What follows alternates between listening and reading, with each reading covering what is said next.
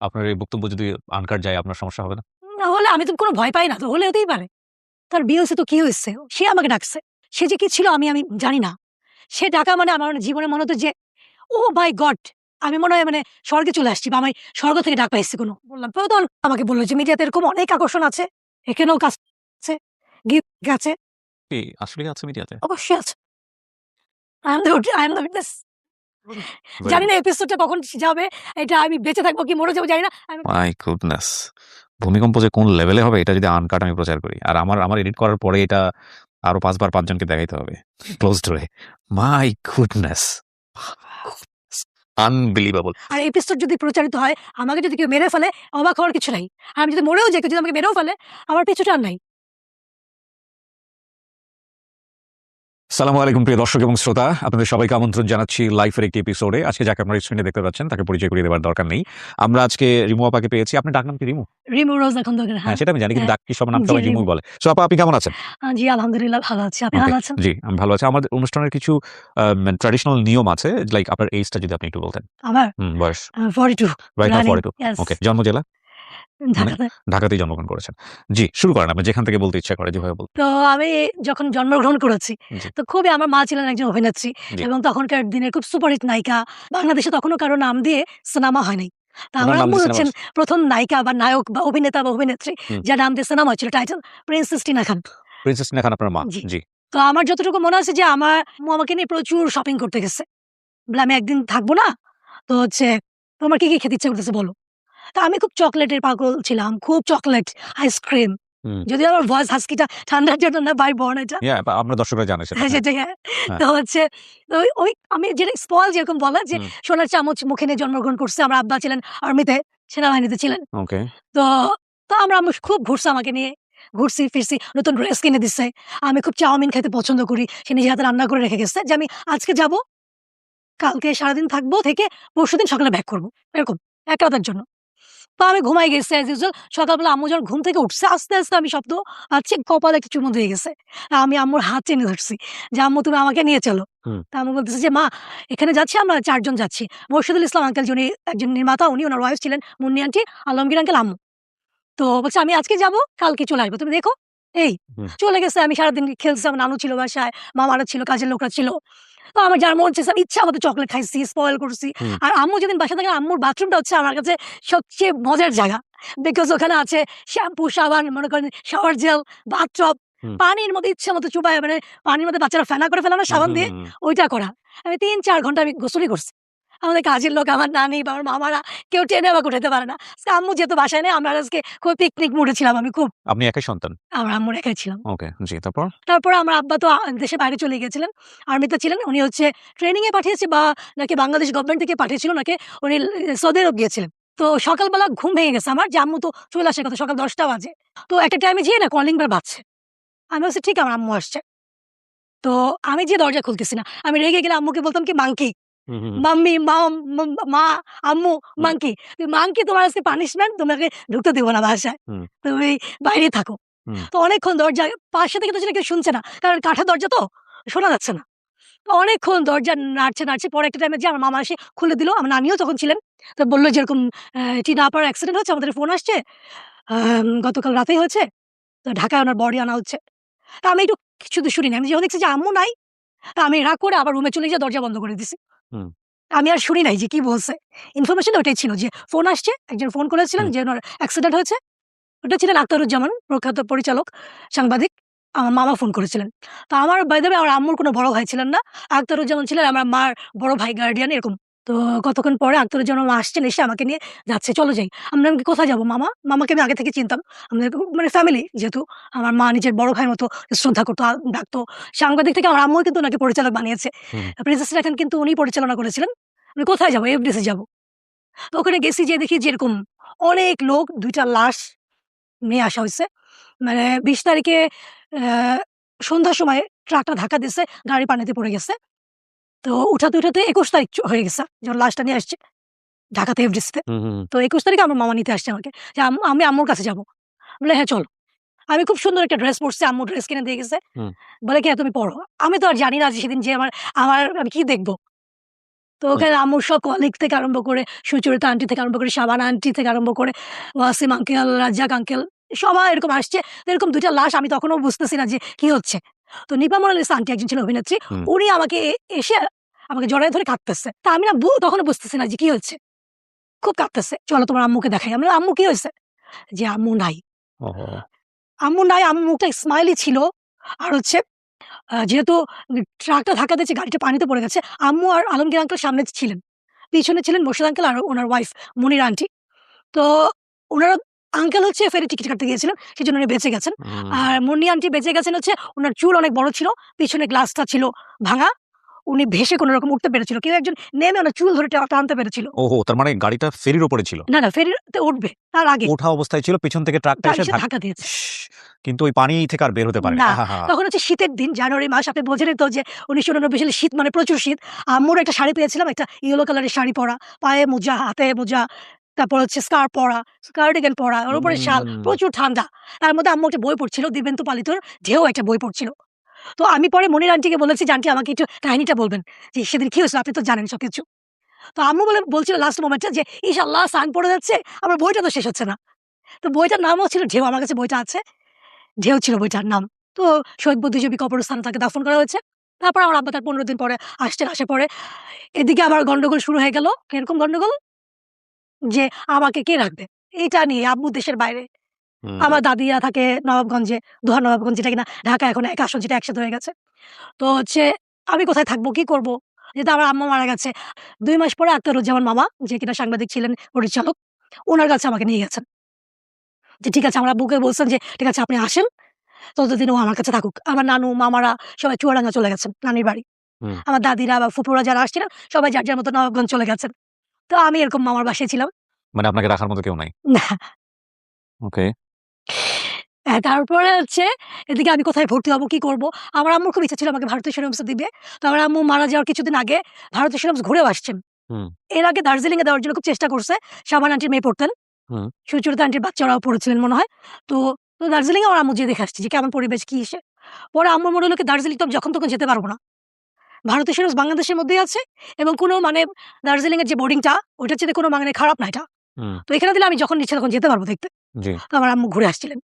এদিকে আবার পতনের আন্দোলন শুরু হয়ে গেছেন। হুম, উনি গণঅভ্যুত্থান। কি হবে কি না হবে? আমার আব্বু আবার খুবই কাছের ছিলেন সাহেবের। হুম। কেউ পার্টি করতেন, খুবই কাছের ছিলেন। ওকে। একটু কফিটা খেয়ে নিই। জি, জি, প্লিজ টেক ইউর টাইম।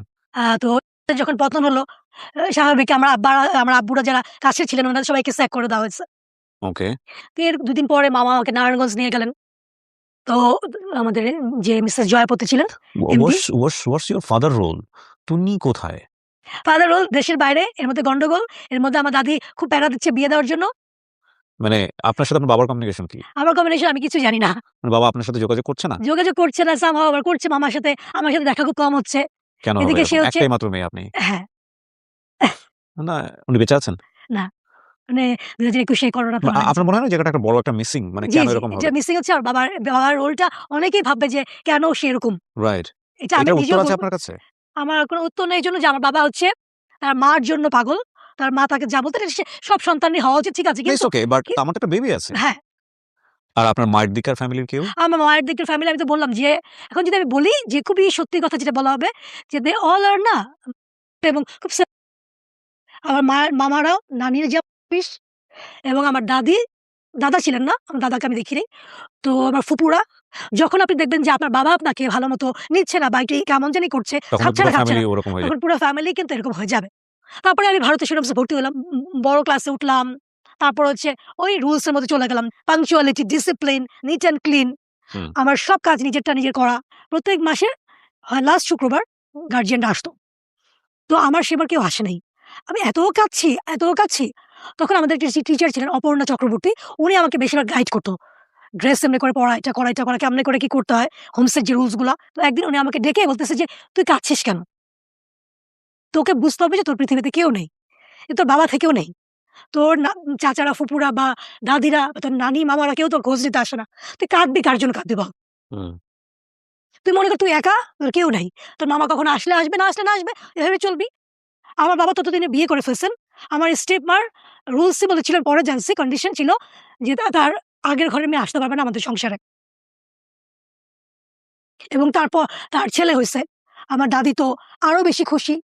এখন আমি রিমু থাকলেই কি না থাকলেই তাতে কিছু যায় আসে না। হুম। এদিকে আমার দাদার বাড়িতে আমার মা বিশাল বাগান বাড়ি, পুকুর কিনছিল, ওগুলাও নাই। এদিকে আমার নানা ছিলেন ম্যাজিস্ট্রেট, সরকারি ম্যাজিস্ট্রেট। সে পাকিস্তান পিরিয়ডে অনেক বড় জায়গা পাইছিলেন। ওখানে আমার মা বাড়ি করছিলেন চুয়াডাঙ্গায়। ওগুলাও আমার কিচ্ছু আমি জানি না। সে আমার মামার নানিরা সবাই মজ মাস্তি করতেছে। এদিকে যে আমার লাইফ কি যাচ্ছে যে আমার ১ম আমি ভারতীয় সেনাবাহিনীতে যাওয়ার পরে আমি ১ম ঈদ হবে। আমি ঈদে যাব। আমাদের যে মিসেস সাত্তার যে টিচার ছিলেন, উনি আমাকে ডাকছে যে কালকে তো সবাই চলে যাবে, সবার গার্ডিয়ান আসবে, ঈদের ছুটিতে চলে যাবে। উনার অফিস রুমে ডাকছে, আমি গেছি। একটা লাল স্কার্ট আমাকে ধরাই দিছে। Tops and skirt. এটা তুই ঈদে পড়বি। আমি বলছি যে, "সত্যি এটা আমি পড়বো? এটা আমার?" বলে কি, "হ্যাঁ।" আমি বলি, "মামা তো কিনে দেবে, আব্বু কিনে দিবে।" বলে কি যে, সে দিবে কি না দিবে তা জানি না। এটা আমার তরফ থেকে।" সে বলছে, "সত্যি আমার কোনো ড্রেস ছিল না। আমার টিচারের ড্রেসটা আমি পড়েছিলাম।" হুম। তো এইটা হচ্ছে কাহিনী। তারপর উম এই তো ভারতেশ্বরী হোমস। তারপরও ভারতেশ্বরী হোমসে ম্যাট্রিক করলাম। ম্যাট্রিক করার পরে ৩ মাস ছুটি।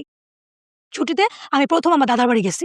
এর মধ্যে আমার এই যে ভারতেশ্বরী হোমসের জার্নিটা ৯০ থেকে ৯৬, তো খুব বেশি না, আমি ২ বার দাদার বাড়িতে গেছি। তাও আব্বু যখন আসছিল আমাকে দেখতে, আমি জোর করে গেছি। যতবারই গেছি আমার স্টেপ মা আমাকে দেখে বাসায় থাকে নাই। আমার আব্বু জোর করে আমাকে কাউকে না কাউকে দিয়ে ঢাকায় পাঠায় দিয়েছে মামার বাসায়। তো আমি ১৯৯৬ সালে আমি ম্যাট্রিক পরীক্ষার পরে আমি ১ম ৩ মাস ছুটি। তো ৩ মাসে আমি গেলাম। আমি একা, একা চলে গেছি লঞ্চে করে, মামাকে না বলে। তো যাওয়ার পরে আমি ভাইয়া ভারতীয় সেনাবাহিনী থেকে আসতাম। ছেলে টিচাররা ছাড়া ওখানে ছেলে দেখতাম না। ছেলে দেখতাম কখন? তাও হচ্ছে যখন আমরা ১৬ ডিসেম্বর বা ২৬শে মার্চে ঢাকা স্টেডিয়ামে আসতাম, তখন ছেলে দেখতাম। ছেলে কাকে বলে দেখতাম। মেয়েরা ছেলেরা আমাদের দেখার জন্য পাগল হয়ে থাকে, বিকজ আমরা মিনি স্কার্ট পড়তাম, শার্ট পড়তাম, টাইট, আমাদের ড্রেসই ছিল এরকম। তো এগুলো দেখার জন্য কিন্তু সবাই পাগল থাকতো। ভারতীয় সেনাবাহিনী কখন আসবে? আমরা যখন নামতাম যে এখন ভারতীয় সেনাবাহিনী আসবে, সবাই এত চিয়ার হইতো, এত মানে কথা হতো। তো আমি ছেলে কাকে বলে আমি দেখি নাই। তো ১৯৯৬ সালে যখন আমি গেলাম ৩ মাসের বেড়াতে গেলাম, তো ১ম এ গেছি, যাওয়ার পরে আমার কাজিনের সাথে দেখা হলো। তো এদিকে আমার স্টেপ আমাকে রাখবে না, আমার দাদি কিছু বলতে পারে না। তখন আমার চাচাতো ভাই এবার যে ঢাকা থেকে এবার যে নমিনেশন পেল, সে আমার স্টেপ মাকে ম্যানেজ করছে। চাচিও তো আসছে, থাকুক না কিছুদিন, ঘুরে যাক। তো জীবনে ১ম প্রেমে পড়া। হুম, হুম। ওহ মাই গড! ঠিক ঠান্ডা হয়ে গেছে। Take your time. আমি আগে জানতাম যে ঘামটা মুছি, হ্যাঁ? হুম, যাইস। হুম, হুম। Sure. তো হোমসে থাকাকালীন আমি হুমায়ূন আহমেদের বই পড়ছি অনেক। হুম, ৩ গোয়েন্দা আমার খুব ফেভারিট ছিল। কেউ না কেউ কারো গার্ডিয়ান আসলে, প্যারাজেটাতে আসতো, তখন হুমায়ূন আহমেদের কি বের হইছে দিয়ে যেত। ৩ গোয়েন্দা দিয়ে যেত কোনটা বের হইছে। ওখান থেকে নিয়ে, নিয়ে চুরি করে পড়তাম। আমিও একটা বই ধরলে শেষ না করে থাকতাম না। শেষ করতে হবে আমার। তো ওই হুমায়ূন আহমেদ পড়ে, পড়ে প্রেম জাগা। তো ১ম আমার এক কাজিনের প্রেমে আমি পড়ছি। সে আমাকে বিভিন্ন জায়গায় নিয়ে যেত। তো এরকম এদিকে ম্যাট্রিক রেজাল্ট হলো। আমার আবার ভারতীয় সেনাবাহিনীতে যাওয়ার টাইম আসলো। কিন্তু আমি আর ভারতীয় সেনাবাহিনীতে যাই নাই। ওকে, কেন? প্রেমের টানে। যে ওকে। ওখানে গেলে আবার ২ বছর আটকে থাকতে হবে। যদি আবার ফেল করি তাহলে তো ৩-৪ বছর হুম, হুম, হুম, আসতে পারব না। এখন যদি আমি এখন এখান থেকে আমি চলে যাই, আমার দাদার বাড়িতে আমাকে আর কেউ আবার নতুন করে আমাকে কেউ রাখবে না। এখন তো মোটামুটি আমি সেটেল হয়ে গেছি। হুম, হুম, এরকম লাগছিল প্রেমে পড়ে।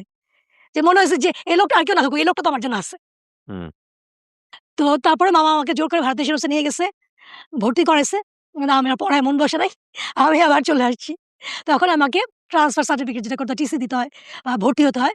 তো ওই যার প্রেমে আমি পড়ছিলাম, তো সে আমাকে সব ম্যানেজ করে দিছে। ওকে। তো ঢাকায় লালমাটিয়াতে ভর্তি হয়েছি তারপরে। লা লালমাটিয়া মহিলা কলেজ, থাকতেন কার কাছে? Girls hostel. জি। এবং আমরা প্রেমও করতাম, পড়তাম এই। হুম, হুম। তারপর একটা টাইমে যখন আমি বললাম যে এরকম বিয়ে-শাদী বা এটা ওইটা, ৮ বছর হয়ে গেছে আমাদের প্রেমের। ৮ বছর হয়ে গেছে। আমি যখন তাকে বারবারই বলি যে, বিয়ে-শাদী করব না, আমরা এরকমই থাকবো। আর কতদিন আমি হোস্টেলে থাকবো বা এরকম কি করব? তারপরে টাকা লাগতো, সে আমাকে দিত টাকা। আমার দাদিরা বা অনেকে আমাকে না করছে যে, ফ্যামিলির মধ্যে প্রেম করো না, এটা ঠিক না। আর ওদের যে ফ্যামিলি, যাদের সাথে তার যে প্রেমে আমি পড়ছিলাম, তারা একটু অন্য টাইপের, খুবই গোঁড়া। আমার আম্মুকে ১ম এ মেনে নেয় নাই, অভিনেত্রী ছিল। হুম, আর তার মেয়েকে যে মেনে নিবে, এটা তো কোনো কখনো অ্যাবসার্ড। পৃথিবী এপার থেকে ওপার হয়ে যাবে। ওরা কখনো এরকম করবে না। তো আমাকে সবাই না করছে। যে না করতো তার মনে হতো যে, সে তো আমার ভালো চায় না। ধ্যাৎ! কেউ আমার ভালো চায় না। হুম। মামা আমাকে বুঝাচ্ছে, আমি মামার ভালো চাই না। মামা আপনার বাসায় আমি থাকব না। আমি খুব এত, মানে আল্লাহ বলে না যে সবকিছু একদম সয়ে রয়ে করতে হয়। আপনি মানে অন্ধ হয়ে গিয়েছিলেন আরকি যেটাকে বলে। অন্ধ যাকে বলে। তার সাথে আমার এতদিনে জীবনে I got from him. হুম, তো আমার তখন আরো বেশি মনে হইছে যে এই লোকটা আমার সাথে চিট করবে না। যেহেতু তার সাথে আমার হইছে। হুম, এই লোকটা আর যাই হোক চিট করবে না। সে আমাকে নিজের দায়িত্ব নিচ্ছে। লালমাটিয়া মহিলা হোস্টেলে থাকতাম। সব টাকা সে দিত। হুম, হুম, প্রত্যেক মাসে ২ বার করে ৩ বার করে দেখা হতো। হুম, যখন যেখানে। সে যদি বলতো এখন দিন, রাত্রে আমি দিনই বলতাম। হুম, হুম, দিনরে বলতো যখন রাত সে যা বলতো আমি তাই একদম। তো যখন বলি তখন বলে যে ফ্যামিলিতে আমি বলি আসলে সবাই বলে যে, "না টিনার মেয়ে তো, টিনাকে তো আমার ফ্যামিলির কেউ পছন্দ করত না। তোমার দাদার ফ্যামিলি পছন্দ করত বা তোমার চাচারা পছন্দ করত, ফুপুরা পছন্দ করত, অন্য কাজিনরা পছন্দ করত। আমাদের ফ্যামিলি না।" তখন কিন্তু আমি মিডিয়াতে হাসি নাই। নরমাল একটা মেয়ে। মানে টিনার মেয়ে আমি, টিনা আমার মা। এটা কি কোনো এক্সকিউজ হতে পারে? যে কারো যে মেনে নিবে না ফ্যামিলিতে? হুম, হুম। কোনো এক্সকিউজই হতে পারে না। ইডেনে ভর্তি হইছি ফার্স্ট ইয়ারে অনার্স ফার্স্ট ইয়ারে পলিটিক্যাল সায়েন্স এ। ওকে। তারপর আমি এত ডিপ্রেশন এ চলে গেছি। আমার না তখন একটা হরমোনাল ডিসঅর্ডার তো হয়। আমি এখানে সরি ফর দ্য ইন্টারাপ্ট কারণ গল্পটার বাঁক তো অনেক দূর চলে যাবে হ্যাঁ, সামনে। আমি শুধু চিন্তা করছি ধরুন উনার মা যদি বেঁচে থাকতো বা উনার বাবার গাইডেন্সটা যদি উনার উপরে থাকতো তাহলে কি উনার জীবনে এত বড় ডিজাস্টার গুলো এত ইজিলি আসতে পারত? That's a big question. যতটাই চ্যালেঞ্জিং হোক না কেন একটা টিনেজের বয়সে কিন্তু একটা মেয়ে বা একটা ছেলেরা অনেক বেশি পরিমাণে এই জিনিসগুলোতে অনেক ডিপলি মোটিভেটেড থাকে। কাউকে ভালো লাগলে তার সেই পৃথিবী হয়ে যায়। তাকে ছাড়া অন্য কিছু চিন্তা করতে পারে না। এবং এগুলো আপনারা যদি একটু স্টাডি করেন দেখবেন যে সাইকোলজিক্যালি এগুলা সায়েন্টিফিক। বিশেষ করে অ্যাডোলেসেন্স পিরিয়ড এ তো খুবই সায়েন্টিফিক। ১ম প্রেম, ১ম ভালোবাসা, হ্যাঁ? তো এই জায়গাটা থেকে আসলে কতদূর যাবে, কতদূর স্টেপ নিবে, সেখানে সীমানা নির্ধারণ করার যে ব্যাপারটা এটা তো ও বুঝতে পারছে না। আমি বুঝতে পারছি না আমাকে আমার বাবাও অনেক সময় না করেছে, আমার দাদি না করেছে, আমার না, এই না কাজিনরা করার না বিষয়টা করেছে। আমি বলি। আপনার বাবার জায়গা থেকে আমি বলি উইথ ডিউ রেসপেক্ট আপনার বাবার নাটা আপনি শুনলে না শুনলেই বাকি। আমার কিছু যায় আসে না। এক্সাক্টলি কারণ বাবা যে আমার লাইফে অনেক বড় গুরুত্বপূর্ণ একটা ব্যক্তি সেটা কিন্তু উনার গল্পে আসছে না, না। আসে নাই। মা তো মিসিং, মা নাই। আর বাকি থাকে যারা উনারা ততদিনে উনি বুঝিয়ে গিয়েছিলেন আমার ব্লাড রিলেটেড কেউ আমার উপর অতটা ইমপ্যাক্ট ক্রিয়েট করে না। সুতরাং আমার ডিসিশন আমিই নিব। হ্যাঁ, এবং আমার ডিসিশন আমি নেয়ার ক্ষেত্রে যে এত বড় একটা ভুল ডিসিশন নিচ্ছি সেটা ওই বয়সে মনে হচ্ছে না। এটা একটা ফ্যাক্ট। জি, তারপরে? একটা টাইমে আমি খুব অসুস্থ হয়ে গেলাম। হুম, বিকজ হরমোনাল ডিসঅর্ডার হয় অনেক রকম সময় হয় বা এরকম একটা একটা একটা ধকল গেছে এটা একটা হয়। পরে বলে কি আমি অনেক বোঝানোর চেষ্টা করছি ফ্যামিলি থেকে মানছে না। তারপর অনেকদিন সে আমার সাথে কোনো যোগাযোগ করে নাই। প্রায় ৮-৯ মাস আমি জানি না। আমার খাওয়া-দাওয়া, লেখাপড়া সবকিছুই বন্ধ। মানে ওই সময়টাতে খরচও দিত না কিছু। কিছুই না। তারপর একটা টাইমে শুনলাম যে ও বিয়ে করে ফেলছে। হুট ওর করে, ফ্যামিলি থেকে ওকে বিয়ে দিয়ে দিছে ওকে। হুট করেই। হুম। আপনার ফ্যামিলি থেকে আপনার বাবা কোন যোগাযোগ করেনি ওই সময়টাতে? আমার আব্বা বলছে যে, "তুমি গেছিলা কেন? না করছে না তোমাকে সবাই?" তো হচ্ছে যখন আমি বললাম যে আমার আব্বাকে বললাম যে, "আব্বু ওরা এরকম করছে, এরকম এই সেই।"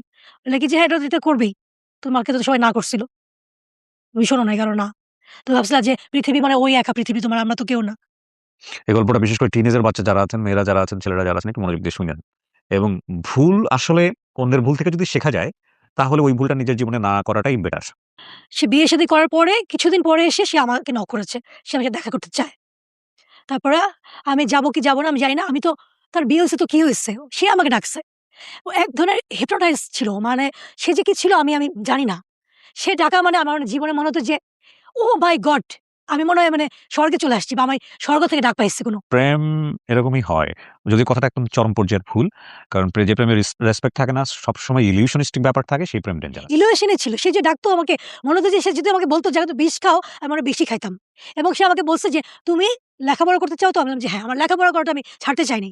তো তার সাথে আমি টাইম স্পেন্ড ও করব, সব ধরনের কোয়ালিটি টাইম স্পেন্ড করব। এটা এক ধরনের আমার ইয়ে ছিল যে আমার লেখাপড়ার প্রতি একটা লোভ ছিল। যে তার সাথে থাকলে মনে হয় আমি লেখাপড়াটা করতে পারব। সে আমাকে যে টাকাটা দিচ্ছে, সে শুধুমাত্র আমাকে ভালোবেসে দিচ্ছে না, আমার লেখাপড়ার খরচটাও দিচ্ছে। আমি খুব পজিটিভ ওয়েতে ধরছি। আমি কোনো নেগেটিভ ওয়েতে ধরি নাই। তার সাথে থাকলে আমি মাসে টাকাটা পাবো। সেটা দিয়ে আমি আমার যাওয়া আসা, আমার কাপড়-চোপড় বলেন, আমার বই খাতা বলেন, আমার টিউটোরিয়াল ফি বলেন, কলেজের ফি বলেন সব দিতে পারবো আমি। লেখাপড়াও কিন্তু একটা মোহ ছিল আমার যে ওর সাথে থাকলে আমি লেখাপড়া করতে পারবো। ও আমাকে সাপোর্ট দিবে। অন্য কেউ আমাকে হলে আগে আরো বিয়ে দিয়ে দিত। হুম। কারণ আমি যখন আমার দাদার বাড়িতে চলে গেছিলাম, তখন আমার অনেক বিয়ের প্রস্তাব আসছে। অনেক ভালো। যে মেট্রিক পরীক্ষার পরে মেয়েদের বিয়ে হয়ে যায় না? দেখতে যে সুন্দর আল্লাহ শুনছি যে এই মজ্জেম চাচার মেয়ে আসছে বা মজ্জেম আঙ্কেলের মেয়ে আসছে বা অনেকের আব্বুর নাম বলত যে খন্দকার সাহেবের মেয়ে আসছে। তো এরকম আমার এত বিয়ের প্রস্তাব আসছিল। সে আমাকে ওই যে ডাইভার্ট করে সে ঢাকায় নিয়ে আসলো। হুম। যাতে আমি অন্যদের কথা না শুনি। কোন ভালো থেকে আমার বিয়ে হোক সেটাও সে চায় নাই। আমাকে বলছে, "তুমি তো লেখাপড়া করতে চাও না?" "হ্যাঁ।" "তো আমার সাথে থাকলে তুমি শুধুমাত্র পাবা। অন্য জায়গায় বিয়ে হবে, তোমাকে সংসারে বাচ্চা-কাচ্চা হবে, সংসারে লেখাপড়া কেউ তোমাকে করাবে না।" সে আমাকে এটাও মাথায় ঢুকাইছিল। জি, আপনাকে উনার বিয়ের পরে ডেকেছে বা কিছু একটা ওই গল্প ছিলেন, হ্যাঁ। তো বিয়ের পরে যখন ডাকছে তো আমি গেছি। আমি বললাম যে, "হ্যাঁ, বলো আমি জানি। আমি বুঝতে পারছি। তোমাকে জোর করে বিয়ে দিয়ে দিছে, তাই না?" মানে ওর কিছু বলার আগেই আপনি বলে হ্যাঁ, যাচ্ছেন। আমাকে এজন্য তুমি মনে হয় আমার সাথে যোগাযোগ করতে পারো নাই। বলে কি, "না, আমাকে কথা বলছে ওর ভাই ছিল ইমিডিয়েট বড় ভাই। বলছে যে, ভাই বলছে যে, যদি তুমি এরকম ওকে বিয়ে করো, তাহলে আমাদের বিজনেস থেকেও তোমাকে আমি ডাইভার্ট না এটা কি বলে এটাকে? বাদ দিয়ে দিব। বাদ দিয়ে দেব। কোন ফ্যামিলির কোন সম্পদও তুমি পাবা না, কোন কিছুই পাবা না। তো এখন একমাত্র তোমার সাথে আমি যোগাযোগ রাখতে পারবো। আমি যদি একটা বিয়ে করি, আমি জানি বিয়ে করছি রিমু।" হুম। পরে আমার জানি কেন জানি না সেদিনকে আমার কোন বুদ্ধি খুললো বা কিছু খুললো কিনা জানি না। এই কথাটা যখন সে বলল না, আমি তাকে কিছু না বলে আমি চুপচাপ আমরা লালবাগের কেল্লায় দেখা করতাম। এমনি দেখা করতাম লালবাগের কেল্লায়। ১ম উনার বিয়ের পরের দিন দেখা হইছে, 2nd যেদিন আরেকবার ডাকছি সেদিন লালবাগের কেল্লা ছিল। সেদিন যখন সে আমাকে খুলে বলতেছে যে, "না আমি পারছি না, এই না সেই না অনেক কিছু। এখন থেকে প্রতিদিন যোগাযোগ থাকবে। তুমি নাম্বারটা চেঞ্জ করে ফেলো।" একটা মোবাইল দিয়ে গেল, সিম দিয়ে গেল, চেঞ্জ করে দিল নাম্বার। এই যেটা ও ছাড়া আর কেউ জানবে না পৃথিবীতে। তো ও বলতেছে যে, "তোমার তো অনেক খরচ বাকি আছে।" আমি বললাম, "কলেজে তো আমি যাই না। আমার তো ১ বছর গ্যাপ এমনি হয়ে গেছে অনার্সে। এটাকে আবার নতুন করে শুরু করো।" কোন সাবজেক্ট ছিল? Political science. ওকে।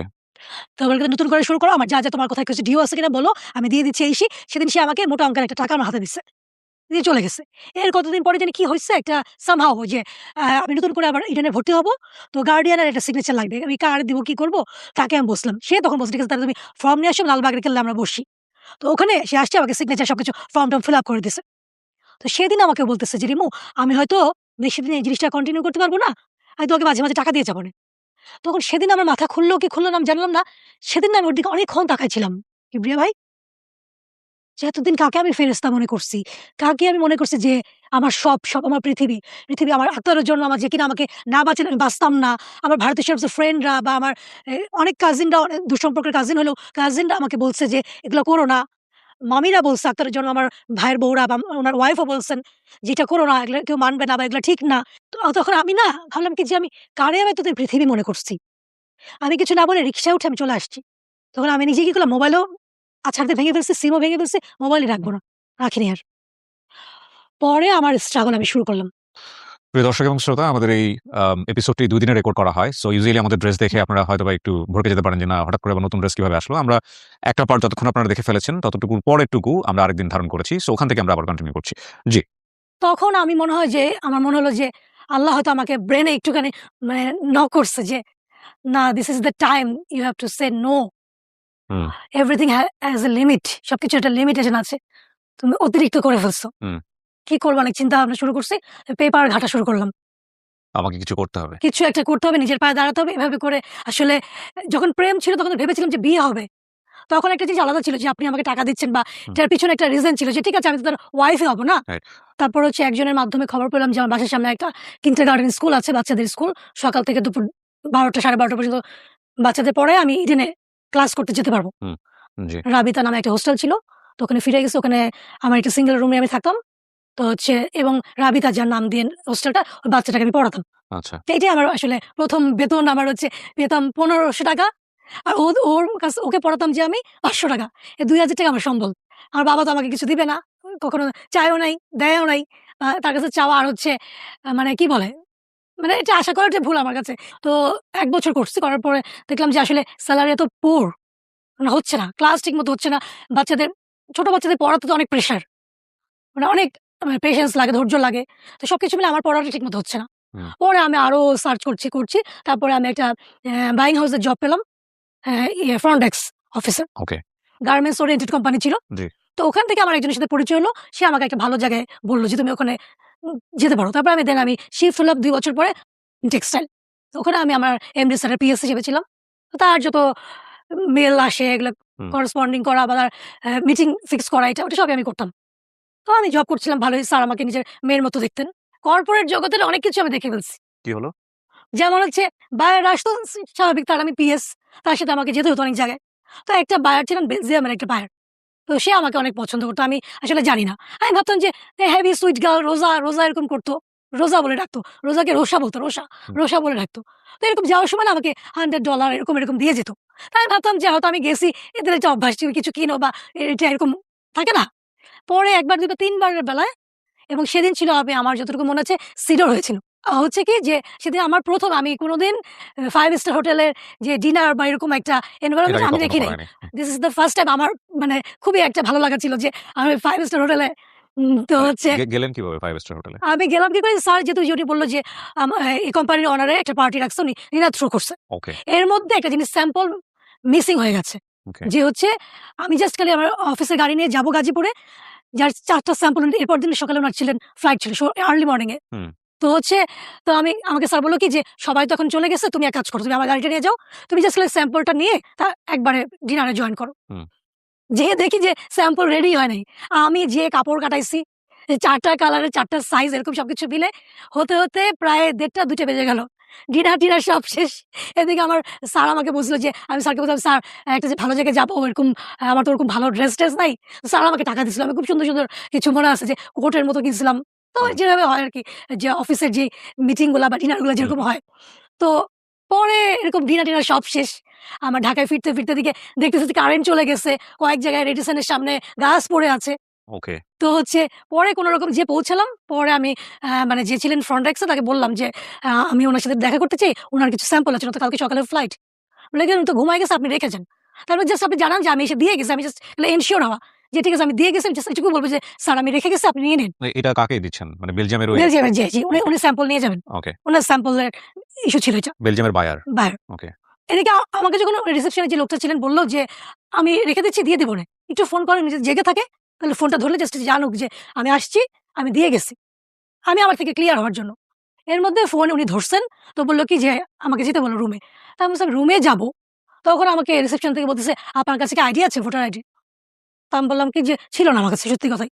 আমি বললাম, "না ছিল না।" বলে কি, "না, উনার রুমে যেতে হলে তো লাগবে।" পরে উনি নিচে আসলো, এসে আমাকে নিয়ে গেছে।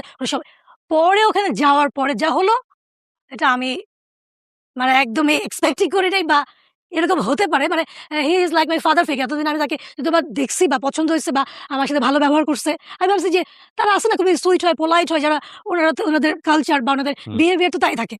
তার কাছে তো আমি ডটার মানে কন্যার মতোই। হুম, তার বয়স ভালোই ছিল। হুম, তো সে আমাকে যে প্রপোজাল দিল বা দরজা বন্ধ করে দিল বা এটা ওইটা হুম। আমি এক্সপেক্টই করি নাই। আমার বুক ধড়ফড় করতেছে, আমি কি করব? ওয়াল্লাহ! এখন তো ভোর ৪ টা বাজে। বলে কি, "I pay you more." I don't need. Please I have to go. আমার যেতে হবে। দরজা খুলে আমি অনেক কষ্ট করে আমি দরজা খুলে বের হয়ে গেছি। তো এর মধ্যে সকাল হয়ে গেছে। হুম, পরে আমার এমডি স্যার, আমি সেদিন অফিসে যাব না। উনি আমাকে ডেকে নিয়ে গেছে যে, "কি হইছে বলো? কি করছো আমার বায়ারের সাথে? তুমি জানো আজকে যেই রাতে যে ডিনারটা হলো কত ইউরোর চুক্তি হইছে?"